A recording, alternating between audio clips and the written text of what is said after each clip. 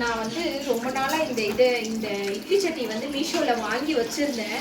ஆனால் அவிக்கிறதுக்கான நேரமே வரலை. இன்றைக்கி வந்து இதை அவிச்சு பார்த்துடலாம். இதில் இட்லி ஊற்றி பார்ப்போம்.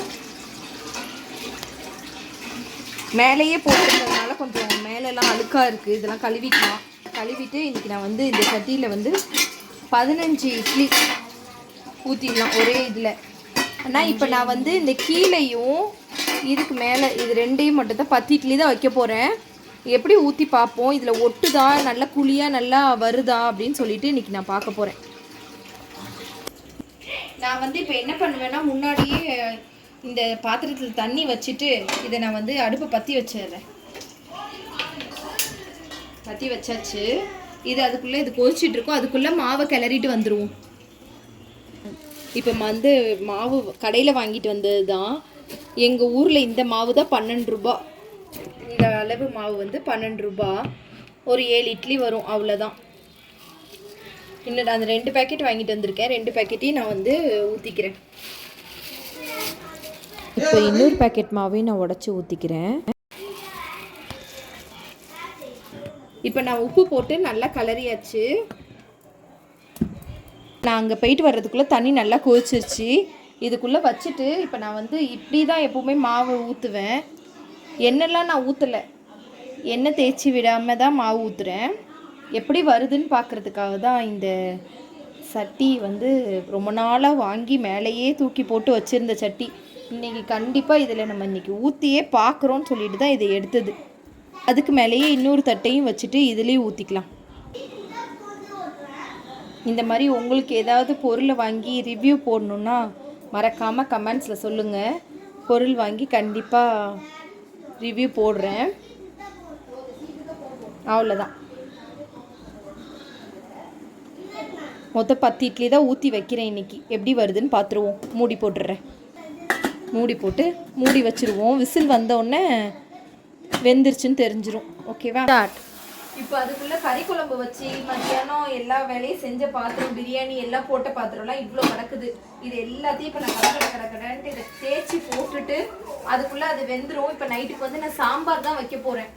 அதனால இப்போ அதுக்குள்ளே தேய்ச்சி போட்டு எடுத்துடுறேன். கடன்னு தேய்ச்சிருவேன். கொஞ்சம் சோம்பேறி அதிகமாக பாத்திரத்தை தேய்க்காமல் அப்படியே போட்டு வச்சுட்டேன்.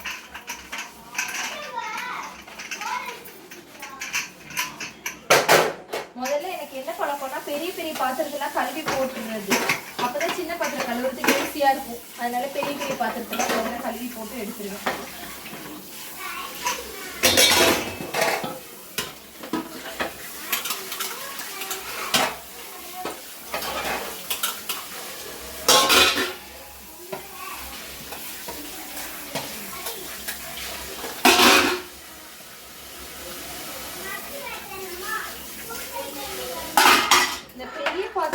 சோம்பேறித்தனம் நம்மளுக்கு வரவே செய்யும். இதை பார்த்த உடனே ஒரு சோம்பேறி வரும் பாருங்க. அப்பா அப்படி இருக்கும். சின்ன பாத்திரமா இருந்தா டக்குன்னு கழுவி போட்டுடலான்னு தோணும். பெரிய பாத்திரத்துக்கு தான் சோம்பேறித்தனம்லாம் வரும்.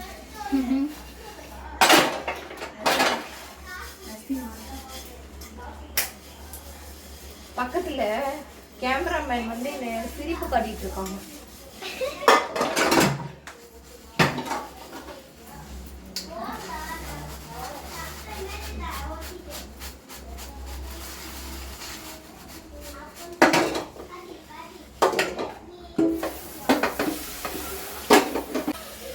நம்ம பாத்திரம் கழுவணும்னு நினைக்கும் போது தான் தண்ணிலாம் காலி ஆயிரும்.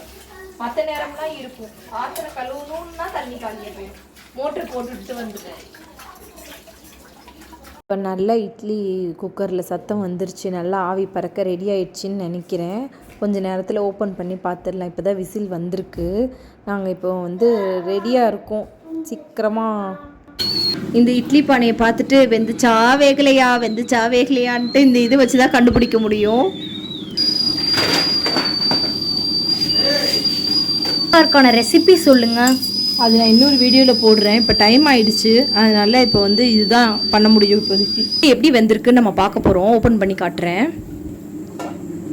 வெந்துருச்சு. சூப்பராக தான் வந்திருக்கு. புசு புசு புசு புசு இட்லி. அப்புறமேட்டி கீழே உள்ள ஸ்டாண்டு அது வந்து கண்டிப்பாக ஒட்டிடும். இங்கே பாருங்கள், ஒட்டி தான் இருக்குது. ரொம்ப படும் கேவலமா ஆயிடுச்சு. இது வந்து நம்ம வந்து கொஞ்சம் ஆற விட்டு தான் எடுக்கணும், இல்லைன்னா தட்டிலே ஒட்டிடும். அதையும் பார்த்துருவோம். 5 இட்லிக்கு வந்து ஆப்ரேஷன் சக்ஸஸ் ஆயிடுச்சு. கீழே உள்ள இட்லிக்கு வந்து ஃபெயிலியர் ஆயிடுச்சு. நான் பக்கத்தில் வந்து டக்குன்னு சாம்பார் வச்சுட்டேன்.